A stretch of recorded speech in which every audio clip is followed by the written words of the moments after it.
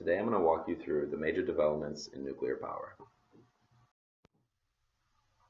Here's a rough timeline of what we will be looking at.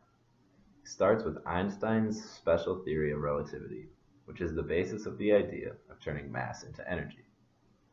The timeline goes through many major steps of the development of nuclear power, all the way to the first successful power plant. We will also explore the improvement of nuclear power from the first power plant to modern-day nuclear power plants. Let's start at the bottom. Nuclei are the center of atoms. They are made of protons and neutrons and range from small to large. The small ones, in general, tend to be more stable than the large ones. We're going to be focusing on two reactions that occur when nuclei are combined or when one nucleus is split up.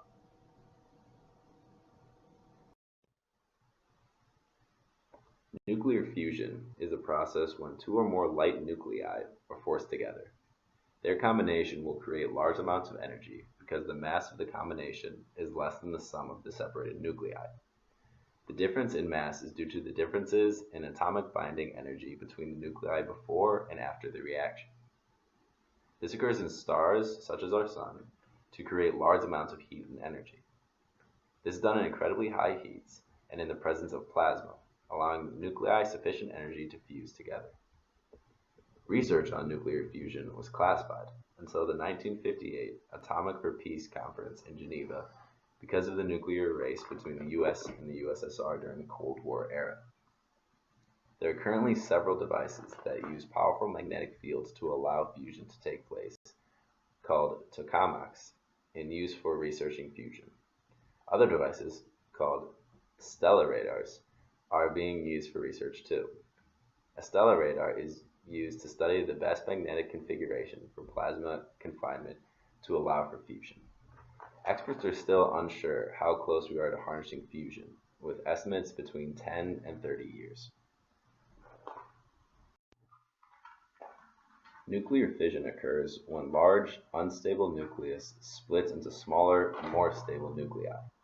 The sum of the masses of the smaller nuclei is slightly less than the mass of the original nucleus. The tiny amount of mass lost is converted into energy.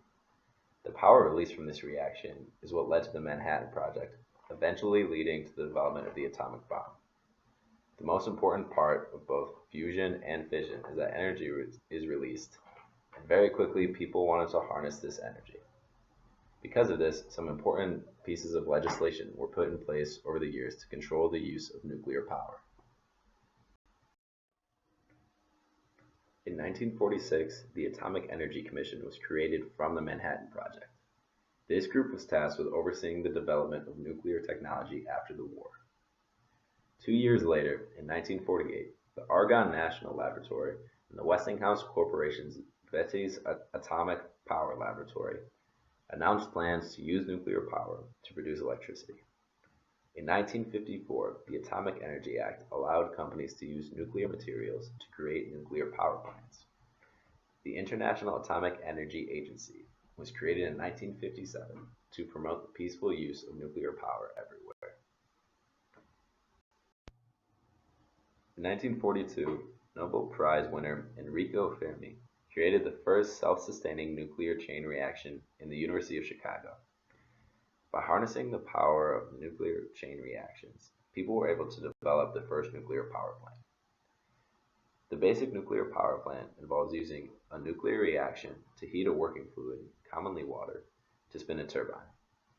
In 1955, Borax 3 became the first nuclear power plant in the world to provide an entire town with all of its electricity. The town of Arco, Idaho, was powered solely by nuclear power for more than an hour. Over the years, more research was done on the potential of nuclear power. As more effort is put into nuclear power, its effect grew. Between 1990 and 2010, the world capacity for nuclear power grew by about 18%, and the total electricity production grew by 40%. This is due to both the addition of more nuclear power plants, as well as the improvement of already existing ones. The United States has increased its nuclear power capabilities in the past decades as well.